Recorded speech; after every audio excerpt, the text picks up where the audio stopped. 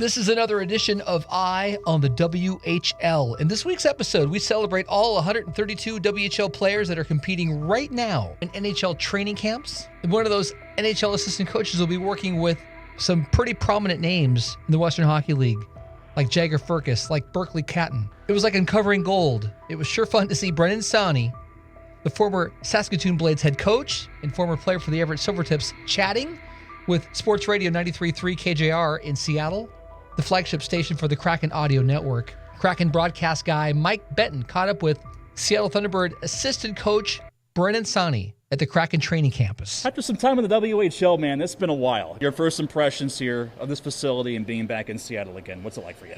Temperature that's more agreeable with me than I'm kind of soaking it all in the first few days. The facility's incredible. The people have been unbelievably amazing. What was the most important thing a coach, a teammate, a mentor, or even a veteran ever told you that made the biggest difference for you getting to this point now? What's your north on your compass?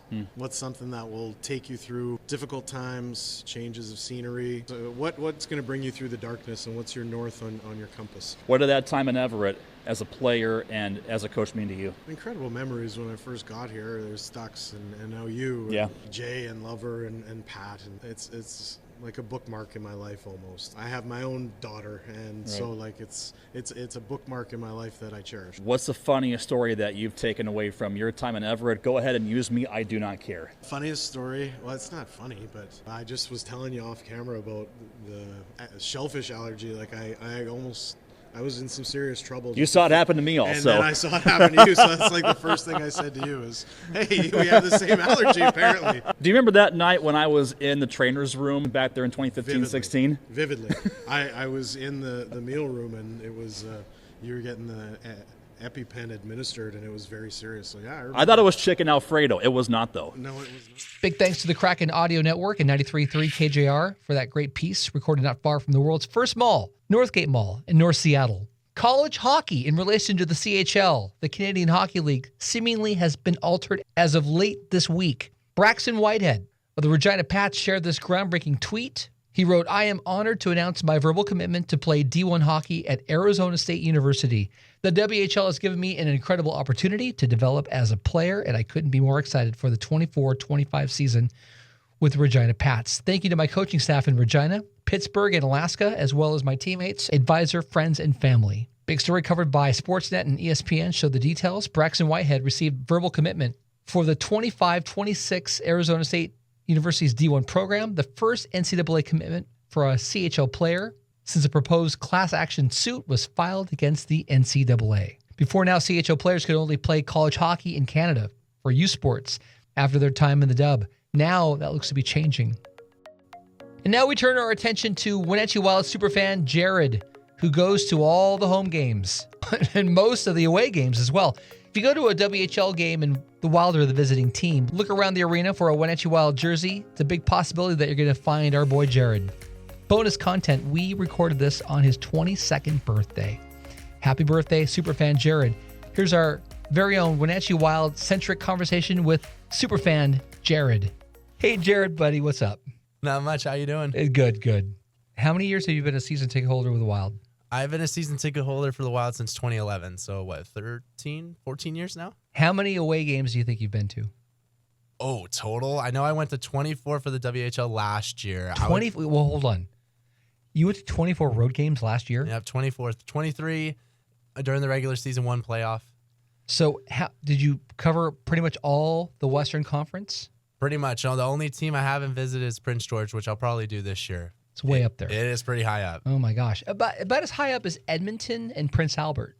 Pretty close, yeah. Edmonton was I went to Edmonton, Calgary, Red Deer last year. Those were about, Calgary was about 10 hours and Edmonton was 13. And, that was probably the funnest trip last year. Thank you, by the way, for inviting me. You've invited me to go on road trips. And I'm a homebody, so I usually say thanks, but no. And there's a part of me that really wants to go and see these barns, especially when the Wild go up. They're going to Regina this year. Yep. They're going to go to Brandon. Yep. And Medicine Hat, among others.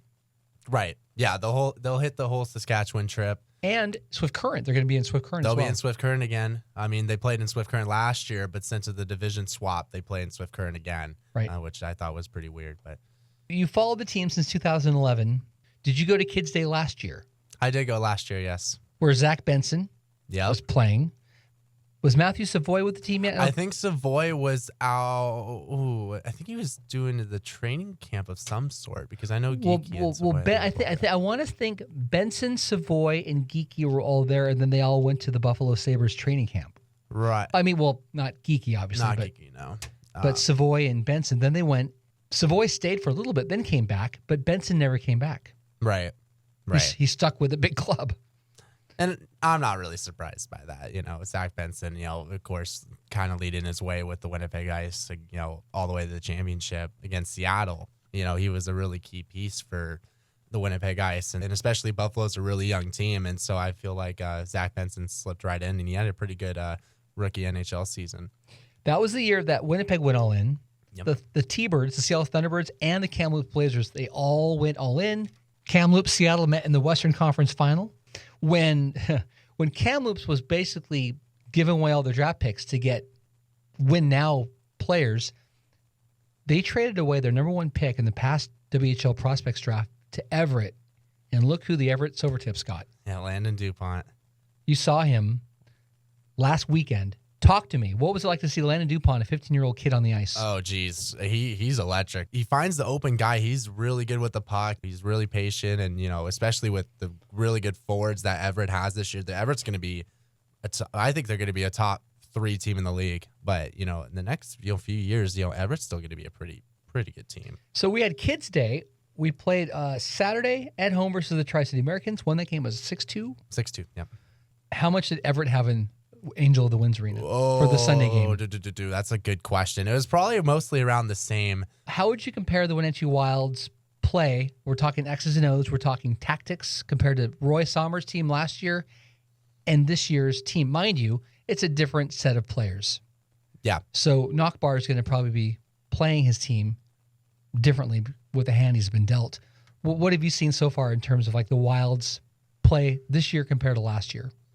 Obviously, the Winnipeg team, and we got most of their guys from last year, and they, played a lot with each other, and so that was really helpful. But to be honest, it was just, you had Savoy and Geeky that were 1 and 2, and I forget what year's draft. You're like, what are the odds of you having back-to-back first-round picks, 1 and 2, believe it or not? And then you have Benson, you have 3 former or soon-to-be NHLers, you have 1 already. They were just electric. You had Savoy, Geeky, and ESO guy on one line. Dude, right? That's, and, we had the trade Savoy and Geeky, which made sense, for the future and stuff because Winnipeg didn't really leave a lot of draft picks with us. Well, they left our cupboard completely bare. No. Looking forward in the next 4 years. Yeah, because they went all in. That's why Seattle didn't do that great last year. Kamloops didn't do great last year, and we still, we've developed a lot, especially, 30-ish games left or something like that. Held our ground and stuff. Held on to the 4 seed. We did hold on for the 4 seed, which I was very impressed about, and I was still traveling to watch them play and stuff. And, I went to 24 away games. You wouldn't believe the record I saw. I only saw 9 wins on the road. On 24 games last year, I only saw 9 on the road. Wow. And that was still with Geeky and Savoy and those guys, but to compare it to this year, you think we're a young team. We got, we still got, who's our 20-year-olds? You got Hauser, you got, who else you got? Friesen, you got Easto guy, and then you got the Kovacs that we got. From Prince Albert. Right, just for the draft pick for trade for this year. And we have to release one of them by October 10th. So that's still in the air who it's going to be. I'm assuming based on that, it will be probably Evan and Kent are going to be captain, assistant captain, either or.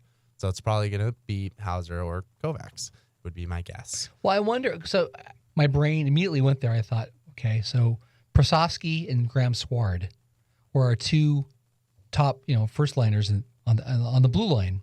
So I'm thinking, is Kovacs going to join up with Fluker?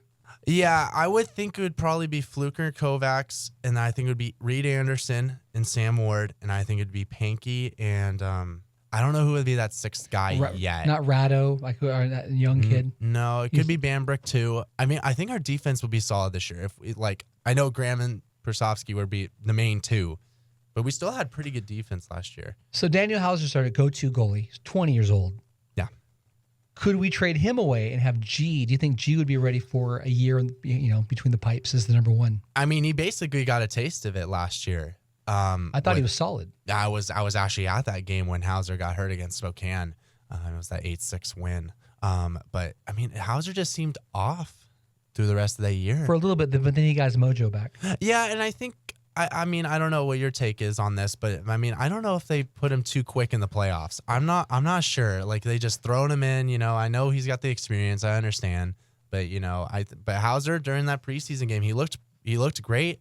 He stopped some breakaway and some 2-on-1 chances against Tri-Cities and stuff, and he didn't play Sunday. I don't know if you knew that, but yeah, I mean, he's looking pretty good, but it's still in the air who's going to be the guy that be released, because I was shocked last year that Easton Armstrong was the 20-year-old that got knocked out, and you saw Easton's stats with Saskatoon, one of the top teams last year in the WHL.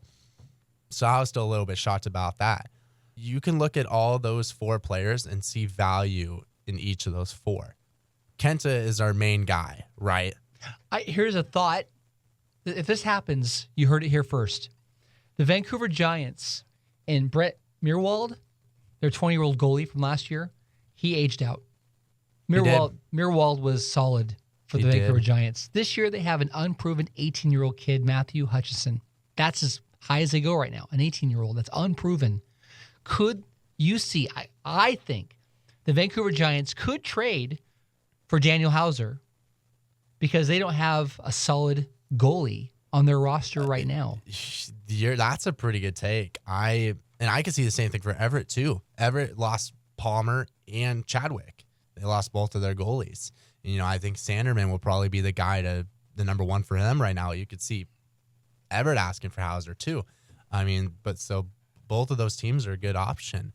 But I do like your take on that Vancouver team. So X's and O's tactics-wise, how would you compare Coach Sommers' team last year with the Wenatchee Wild compared to what you've seen with Don Knockbar's tactics? I think with Coach Sommer last year, and it was a weird coaching start, but it was great. Coach Sommer was awesome. He's a really good guy. But I thought it was like defense to win. Like, we would play passive and just make them make the mistakes, and then just turn and burn the other way. And we try and get them on the rush. Exactly, right. Yeah, we were mostly on the rush team last year. And, I mean, we did pretty good with it. Our power play was really good last year, and I think that was really good, especially with those top guys. Who was our power play special teams? It was Briley. You got Briley, you got Easter guy. I think Friesen was in there as well. This is after the Savoy Geeky stuff. And then you had Graham and Carter for the defenseman. As many of the games as I saw on the road, especially, our power play was pretty good. We'd move the puck pretty quick, and find some open shots and open slots. So we played defensively. We waited for the other team to make a mistake, get them on the rush. This year, what do you see different? I think you just make them earn it. Make them earn the pass, make them earn the shot, get in front of everything. We blocked a lot of shots last year, and I could see that doing the same thing this year. I think we blocked a lot of shots last year, and that's what helped G a lot. After Hauser was hurt. But I think we were more aggressive, especially in that preseason game against Tri-Cities. I think we were a lot more physical at the start than we were last year, and I think that can go a pretty long way. And we're a pretty young team too, so that's pretty helpful to get that out of them and stuff. Superfan Jared, you go to every home game. You go to a lot of the away games. What's the most excited trip you have lined up for the 24-25 Western Hockey League season? Oh, I mean, on the road, I already got basically all my U.S. tickets done. But if the weather holds true, I'm going to try to hit the Saskatchewan trip this year. I mean, that would be one of my favorites. I think it's 6 teams in 9 days or something like that. I mean, it's a lot of 44 hours of driving. I already did all the research and stuff, but that would be probably my funnest trip. You're going to have to take a lot of pictures of those buildings. Oh, I will. I will for sure. Amazing. Hey, it's good to have you on. Yeah, I appreciate it, Connor, as always. It's a pleasure. Wenatchee Wild Superfan Jared, who goes to all the home games and most of the away games. If you see a WHL Wild jersey, again, say hi to Jared. Coming to a WHL arena near you. That does it for this week. If you enjoyed this video and podcast, please give it a thumbs up. Subscribe to our channel. This is a big deal to us. Subscribe to the channel to see more WHL hockey content just like this. Remember, hit the subscribe button supports this channel. Remember to hit that notification bell as well so you get all the updates. Please comment below and tell us what teams in the WHL you'd like us to cover. Do you have any thoughts or questions? Give us a comment. We'll get back to you. See you in the following video and on the next podcast, available on any podcast platform or right here on the Roadmaps Eye on the WHL YouTube channel.